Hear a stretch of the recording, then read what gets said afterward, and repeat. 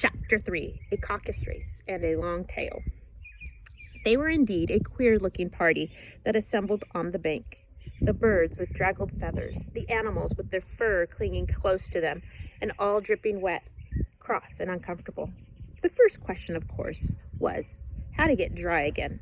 They had a consultation about this, and after a few minutes, it seemed quite natural to Alice to find herself familiarly with them as if she had known them all her life. Indeed, she had quite a long argument with the Lory, who at last turned sulky and would only say, "I am older than you, and must know better."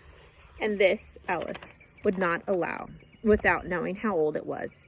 And as the Lory positively refused to tell its age, there was no more to be said. At last the mouse, who seemed to be a person of some authority among them, called out, "Sit down, all of you, and listen to me. I'll soon make you dry enough." They all sat down at once, in a large ring, with the mouse in the middle. Alice kept her eyes anxiously fixed on it, for she felt sure she would catch a bad cold if she did not get dry very soon. "Ahem," said the mouse with an important air. "Are you all ready?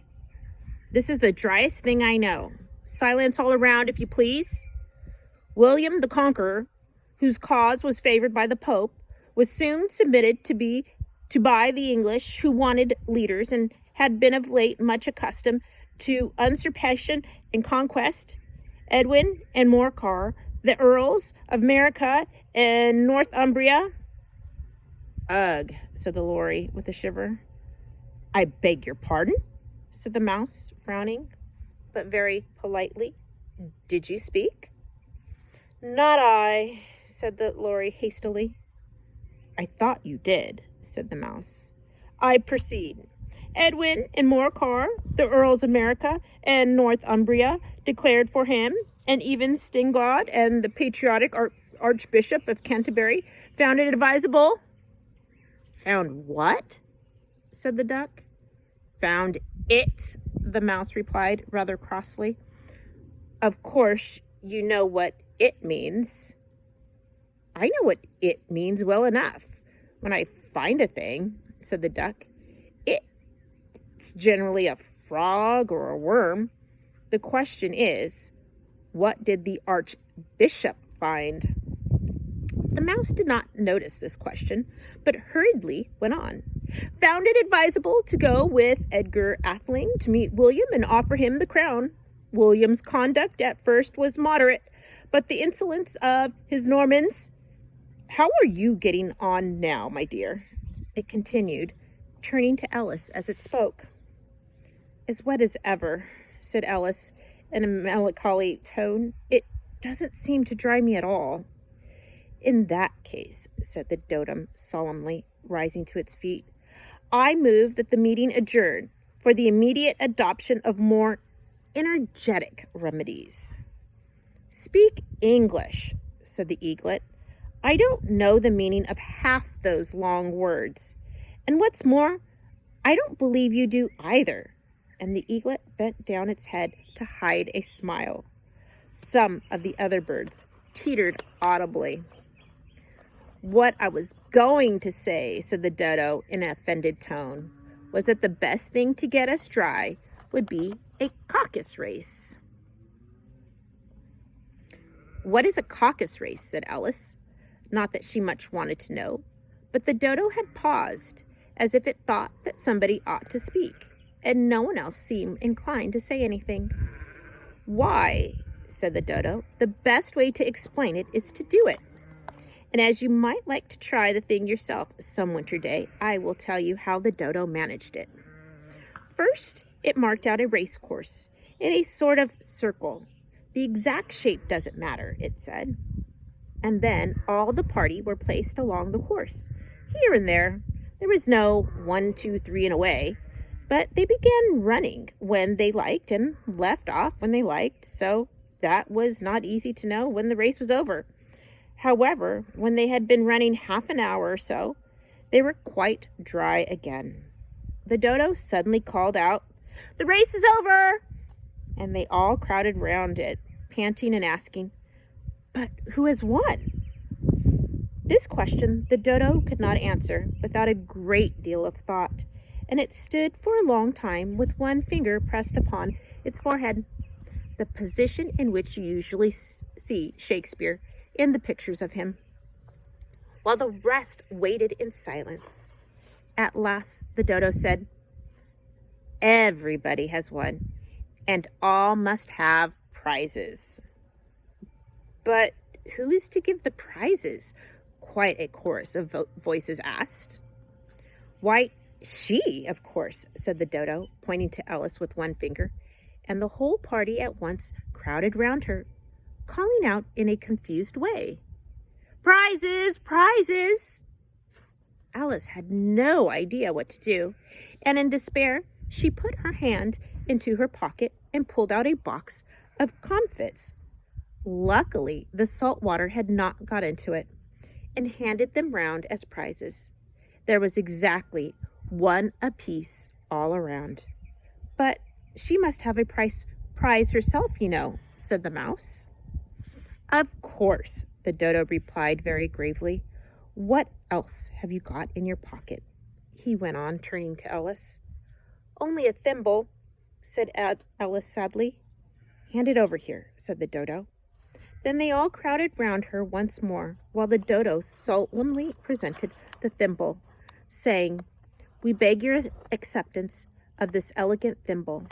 And when it had finished this short speech, they all cheered. Alice thought the whole thing absurd, but they all looked so grave that she did not dare to laugh, and as she could not think of anything to say, she simply bowed and took the thimble, looking as solemn as she could. The next thing was to eat the comfits. This caused some noise and confusion, as the large birds complained that they could not taste theirs, and the small ones choked and had to be patted on the back. However, it was over at last, and they sat down again in a ring and begged the mouse to tell them something more. "You promised to tell me your history, you know," said Alice. "And why is it you hate C and D?" she added in a whisper, half afraid that it would be offended again. "Mine is a long and sad tale," said the mouse, turning to Alice and sighing. "It is a long tale, certainly," said Alice, looking down with wonder at the mouse's tail. "But why do you call it sad?" And she kept on puzzling about it while the mouse was speaking, so that her idea of the tale was something like this. Fury said to a mouse that he met in the house, "Let us both go to law.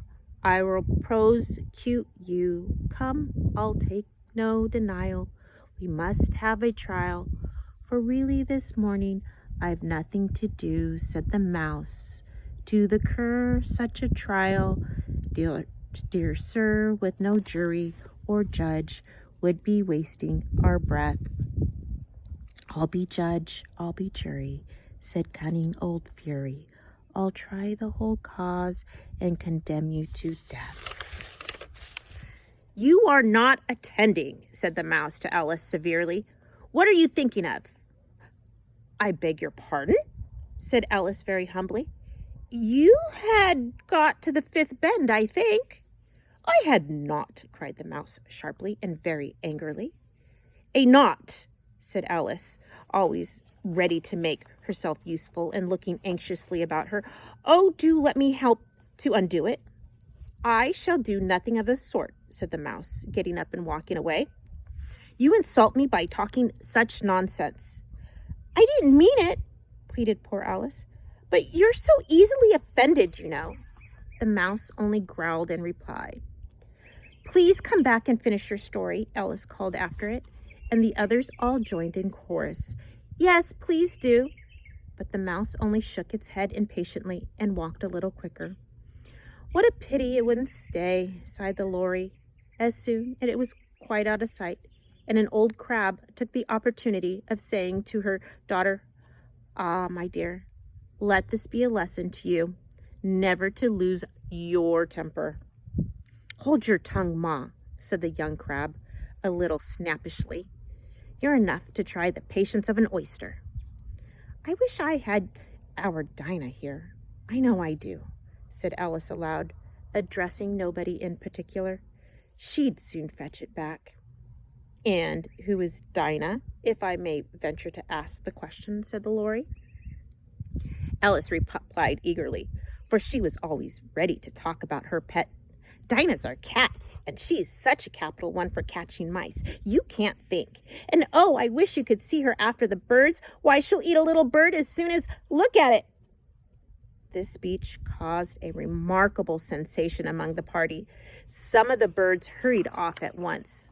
One old magpie began wrapping itself up very carefully, remarking, "I really must be getting home. The night air doesn't suit my throat." And a canary called out in a trembling voice to its children, "Come away, my dears. It's high time you were all in bed." On various pretexts, they all moved off, and Alice was soon left alone. "I wish I hadn't mentioned Dinah," she said to herself in a melancholy tone. "Nobody seems to like her down here, and I'm sure she's the best cat in the world. Oh, my dear Dinah, I wonder if I shall ever see you any more." And here poor Alice began to cry again, for she felt very lonely and low-spirited.